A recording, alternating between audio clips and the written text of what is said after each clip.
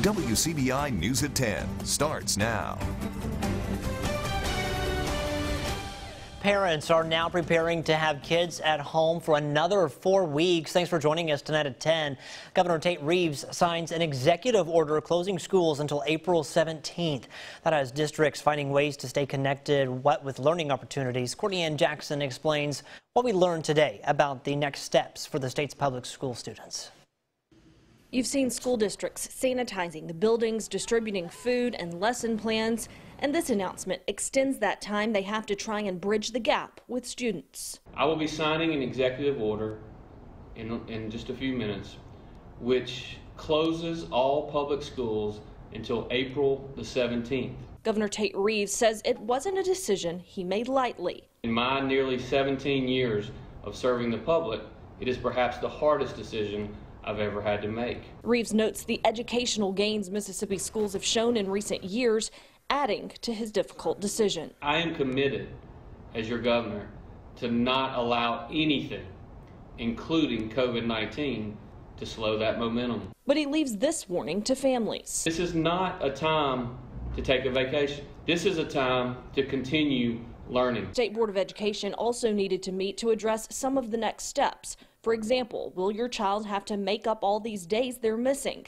With a vote to approve this item. Approval by the State Board of Education to allow school districts to operate for less than 180 days as required. The answer is no. There won't be a need for makeup days. What about the usual end-of-the-year test? Those required by both the state and feds? Again, this action voids that. Suspension of all tests, state and federal. There's also a requirement for the state to send a waiver to the U.S. Department of Education to officially waive those federal requirements. The board voted to approve the submission of that waiver. Courtney Ann Jackson, WCBI News. The chairman of the State Board of Education made note that they are particularly aware of the impact all these changes could have for seniors. He says they're hopeful they'll be able to get back after this 4-week period and finish out the school year with some normalcy. There's another positive case of the coronavirus in our viewing area. This time it's in Winston County. Emergency management leaders are tackling this issue head on and have come up with a plan to respond. Our Quentin Smith was in Winston County today. He joins us live in the studio with more. Yes, Scott, it didn't take long for word to spread in Winston County that someone tested positive for the coronavirus. Now, while we don't know the person's name at this time, we do know they're in non-critical condition and at home recovering. In the wake of this positive case, city leaders, county leaders, and the Winston Medical Center have all come together to form a pandemic team. They activated a plan where every day leaders from each entity will have a teleconference call to help them track and stay updated on what's going on surrounding COVID-19, as well as looking at what can be done to help prevent it from spreading.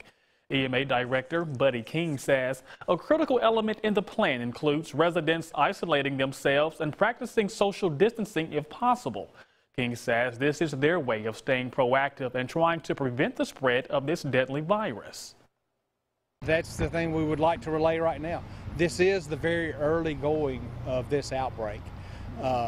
And the thing that we can do is treat everyone as if they're a potential exposure. That is the whole point of the isolation, is for us to treat everyone as a potential exposure.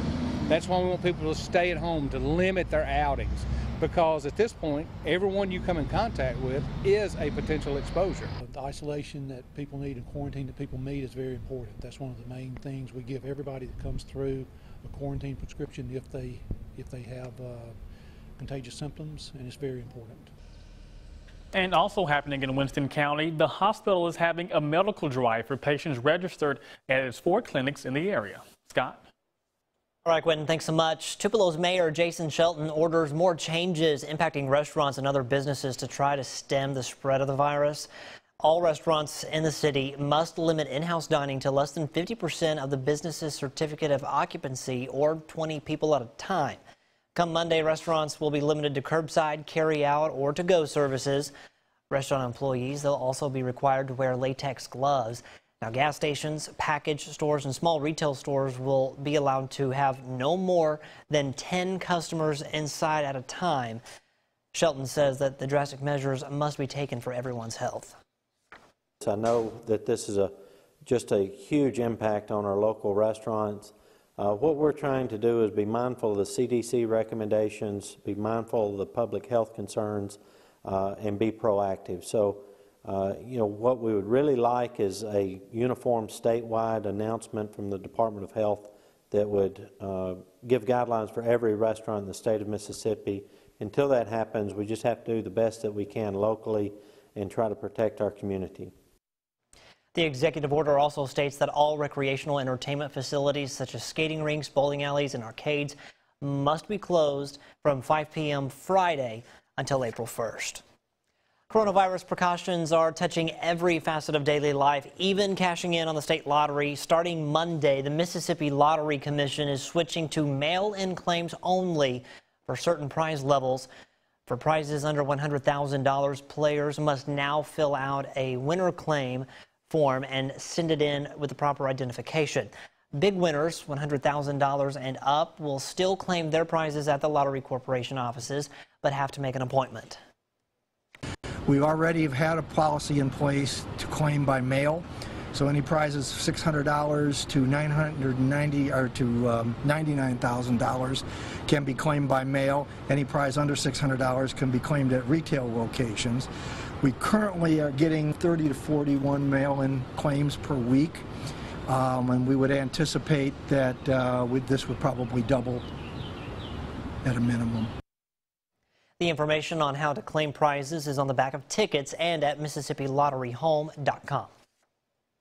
Well, there's a little something maybe put a smile on your face this evening. Spring is a lot of folks' favorite season, and today is when spring begins. Actually, in less than an hour, officially at 10:49 tonight, the spring season will begin, but it's been feeling like spring for the last couple of days with these warmer temperatures. We hit 83 today for a high in Columbus and in Macon.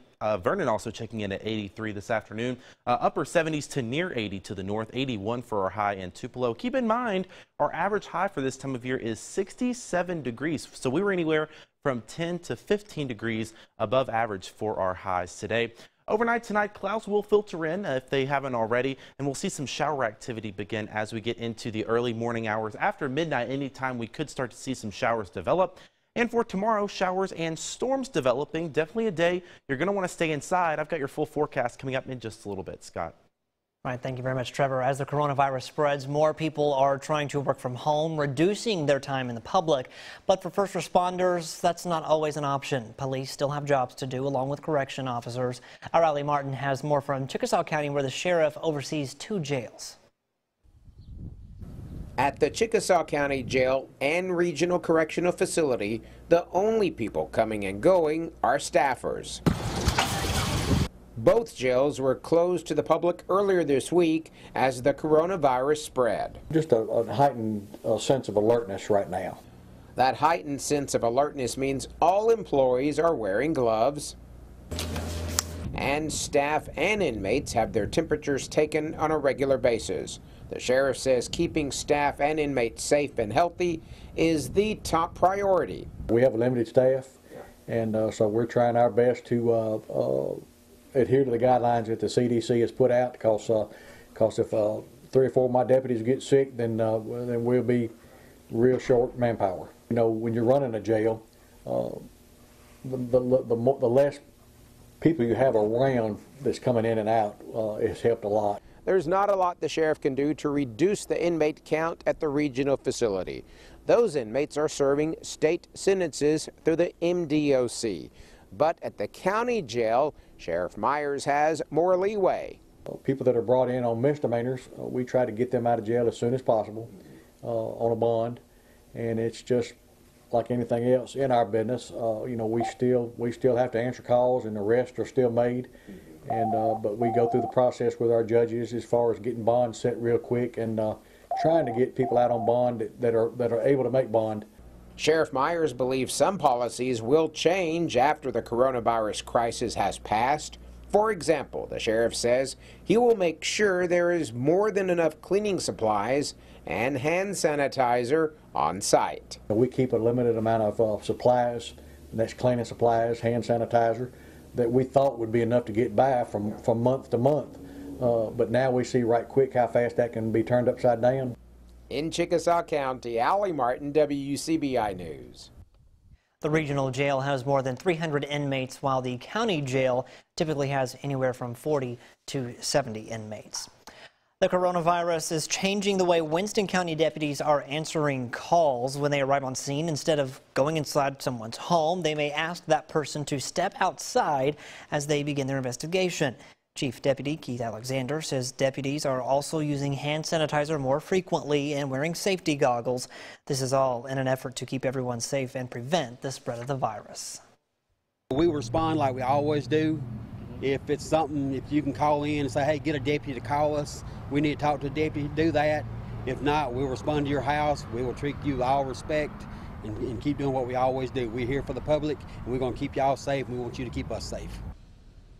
Alexander stresses the importance of residents following guidelines from the CDC to keep everyone safe and healthy. I know definitely that's the goal for everyone. All right, we're going to send things over to meteorologist Trevor Birch. Trevor, today was a perfect spring day and just in time, well, a little warmer than spring maybe, but just in time for the first day. Yeah, getting us ready for it. Mother Nature said, get ready, spring's coming. That also means the pollen's coming, but we'll worry about that when we get there. Just let your allergies suffer for a few weeks and then we'll get to summer. It'll all be fine. Here's the Emerson Animal Hospital forecast. There's Theo looking so nice on this Thursday evening. Tomorrow, though, rain and thunder, not a nice day. Saturday evening looking pretty nice as that rain moves out. More rain for Sunday, though. I've got your full first alert forecast coming up right after this. Stay with us. Your WCBI First Alert Accuweather forecast with meteorologist Trevor Birch. We had some clouds and even a few showers out there today, but the clouds actually made for a really nice sunset. This is a picture from over in Pickens County sent in to us on Twitter. You see the lower level clouds there, but also some really nice colors in the sky as the sun fell below the horizon. Remember, if you have any interesting pictures you want to share with us, you can actually submit them to us on our mobile app for Apple and Android. Also on our social media platforms, Facebook, Twitter, and Instagram. You can also email them to us, weather@wcbi.com. Let's take a live look outside right now here in downtown Columbus from the studios of WCBI. Beautiful weather out there. We're 75 right now. Starting to cool down. We hit a high of 83 degrees today, our warmest day so far here in the friendly city. There are some clouds starting to filter in, just enough starry sky though that the sensor at the Air Force Base is reporting clear skies. If you're seeing some stars out there now, we are going to see more clouds filter in overnight tonight, maybe even a little bit of rainfall as we get past midnight, especially as we get closer to sunrise. Temperatures falling down into the mid and upper 60s overnight tonight. Tomorrow up to the mid 70s. That's going to be in the morning though. We're going to cool off through the day as showers and maybe even some rumbles of thunder filter in here. Gusty winds as well, switching from the south out of the northwest, anywhere from 20 to 25 miles an hour at times. Here's a look at the radar. Not much going on right now. We do have some ground clutter showing up. That's just what happens at night. None of that actually reaching the ground. It's just some false echoes from the radar. We do have some rain starting to filter in here from the delta. You see some heavier showers over there. And that is what is going to bring us our next rain chance as we get into tomorrow. Here's a wider view of that system. You see some very strong storms rolling through central Arkansas right now. We've had some tornado warnings, tornado watches, all kind of stuff over there. Fortunately, though, that's going to just miss us off to the north. Here's a look at Futurecast. There's those storms scooting right off to the north along the Mississippi River, really start to weaken by the morning hours. Our batch of storms is actually still all the way back off in Texas. That's what's going to bring us our rain chances tomorrow. So here's a look at hour by hour tomorrow, starting off by 9 a.m. in the mid and upper 60s. Just a few isolated downpours out there. But by lunchtime, the radar really lights up. Some heavier downpours along I-22. Maybe a rumble of thunder in this. No severe weather is expected, but you could see some gusty winds and heavy rain at times. By 3 o'clock or so, still some rain on the radar, even more rain for us, another round as we get into dinner time. So a good day to stay indoors and practice that social distancing. So tomorrow, showers and storms, better chances for some sunshine Saturday afternoon. More rain on Sunday though, so Saturday's definitely the day to get out and enjoy the weather. More rain for us next week with highs in the 70s and 80s. The college basketball season came to an abrupt end. We catch up with a standout senior for a look back and a glimpse at his future a little later in sports.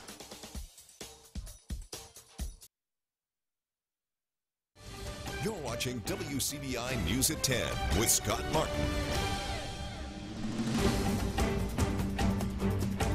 Welcome back, everyone. So far, Mississippi has 50 reported cases of COVID-19 and 1 death related to the virus. Baptist Memorial Hospital shares how it's prepared to take care of you in the midst of the outbreak in tonight's Health Talk. Hi, I'm Dr. Lee Richardson, and I'm part of the emergency room team at Baptist Memorial Hospital Golden Triangle. Tonight, I would like to explain to you the ways that Baptist is protecting you from the coronavirus. We must treat every patient who comes through the doors of our hospital. For the safety of our patients, visitors, and staff, we are taking the following precautions. Beginning March 16th, we started screening everyone arriving at our hospitals for flu-like symptoms. You will also be asked a series of screening questions to quickly identify those who might have COVID-19. We have also put the following Vista Guidelines in place. People with fever, cough, sore throat, or other flu-like symptoms are not permitted to visit. People who have traveled to a high-risk area for COVID-19 or have had contact with a person known to be infected with COVID-19 are not permitted to visit. Children 17 years old and younger will not be allowed in the hospital unless they are patients receiving treatment, have appointments, or approved by the CEO or their designee. We strongly recommend limiting the number of visitors to 2 per patient. Hospital will use discretion and may screen visitors for signs and symptoms of infection. There will be no visitors allowed in our transitional care, skilled nursing unit, or our behavioral health unit. We have closed our 5th Street and patient tower entrances. All inpatients, outpatients, and visitors must enter through the outpatient pavilion or emergency room entrances. The outpatient pavilion entrance will be closed from 11 p.m. to 5 a.m. While you're a visitor, wash your hands often or use hand sanitizer. Avoid touching your eyes, nose, and mouth. Cover your sneeze with a tissue and then throw the tissue in the trash or sneeze into the crook of your arm. Keep your distance from others, about 6 feet. By following these guidelines and using common sense precautions, we can all help keep our patients, visitors, and staff safe. Join us next time for Health Talk with Baptist. Mail your topic suggestions to healthtalk@wcbi.com. Health Talk has been brought to you by Baptist Memorial Hospital Golden Triangle. Tyson Carter may have taken his last jump shot in Starkville, but the Carter name will be forever a part of Bulldog basketball. We sit down with the Carter family next in sports. Here's sports with Tom Ebel. The NCAA tournament was supposed to start today. With the abrupt end to college basketball in 2020, we'll never know if Mississippi State would have made a run and find their way into the big dance. Starkville native Tyson Carter has taken his final shot inside Humphrey Coliseum, but it won't be his last. WCBI Sports' Chris Bolton sat down with Tyson and his father Greg with more. Before the game, it was, special, the ceremony, seeing that and stuff. But I didn't really get too emotional because I was really focused on the game because I knew that I had wanted to get some revenge against them. They had beat us the first time. Talk about that moment right before you came out in the second half when you kissed the floor and stuff. Was that something spurred the moment? Did you already have that, pre-planned coming to the game? I kind of planned it in the week, that week headed to the game. I was like, I kind of wanted to do something that I always remember, since my last time being in the hump, just kind of tribute to what Mississippi State means to me. They'll always hold a place in my heart, So I just wanted to do something special. Looking back now, does that game mean even more to you that it quite possibly is your very last game as a college basketball player? It does mean a lot to me because, most seasons end in a loss when you go to postseason play and you got to be eliminated from a tournament. This season was kind of unique because this season ended with a win and a big win against our arch rival. So I think that's kind of how I've been looking at it. This season ended on a good note. Just talk about the lead up to finding out that you guys weren't going to play Friday and stuff. Just the build up and what you were feeling when you found that out. I was kind of prepared that it was going to happen. I had been following all the stuff that was going on with the NBA, and then the next day I saw a couple conference tournaments, different conferences across the country was canceling their tournaments, and I was just thinking dang, it's probably a matter of time for they cancel ours, and sure enough, they canceled ours. And for you, Greg, were you planning on going to Nashville? But I had already packed. And it was probably 15, 20 minutes from getting in the car, taking off, when I found out that they had canceled the tournament. And even seeing it on TV, I'm still like, they didn't really just cancel the tournament. I ended up texting one of the coaches to find out just to make sure. It was really disappointing that they canceled the tournament because, my thing was, we could win 2 games and make the NCAA tournament. And, you know, they canceled an SEC tournament, they're taking that away from us. And then later on to find out that they canceled the NCAA tournament, you know, that kind of helped a little bit, but, you know, it still stung. Have you come to terms with possibly knowing that you might have missed, you know, Tyson's last game in college basketball? Yeah, I mean, I came to terms with that before the game. You know, I knew what I had to do, and he understood what I had to do. You know, I still felt like I was there for the senior night, because, you know, I was on the phone FaceTiming with one of his friends, and, you know, he was down on the sideline, so I had a close-up view of it. You know, and it was fun to watch. You know, even though I wasn't there, you know, being on FaceTime, seeing it live like I did, you know, it was still nice. It was still nice. Have you kind of sat back and just thought about everything, like, you know, this is pretty much over? Yeah, I haven't really put too much thought in it yet, because kind of like, you know, after my last game in the hump, you know, that kind of set in. But I still was planning on, you know, accomplishing more things, you know. So it kind of hasn't set in that it's over, really, because, you know, it kind of ended abruptly. What is next for you? What do you want to go on, continue to do? I definitely want to continue playing basketball, you know. That's why this time is pretty rough, because, you know, all I ever know is basketball. But you just kind of got to just sit and wait to see what happens, you know. Don't have basketball right now, so I just got to just... Tyson says he hopes to go into coaching one day when his playing career is over. We'll have part 2 of our series with the Carter family coming up tomorrow right here on WCBI Sports. But that's it for sports. We'll be back after the break. Showers and storms through the day tomorrow. An absolutely great day to stay inside, maybe cuddle up with some Netflix or something, because we are going to have showers off and on through the day tomorrow. Morning showers on Saturday, but it's going to lead to a pretty nice afternoon. So that's going to be your day for any outdoor activities, because we've got more rain on Sunday and more off and on showers next week. Luckily, though, not a complete washout, but we are going to be tracking some rain showers as we go into next week. Temperatures really skyrocket to 70s for Tuesday and Wednesday, mid-80s by Thursday. So, Scott, spring is definitely upon us. It is here. All right. Thanks, Trevor. Thanks for watching, everyone. Have a great night. We'll see you tomorrow.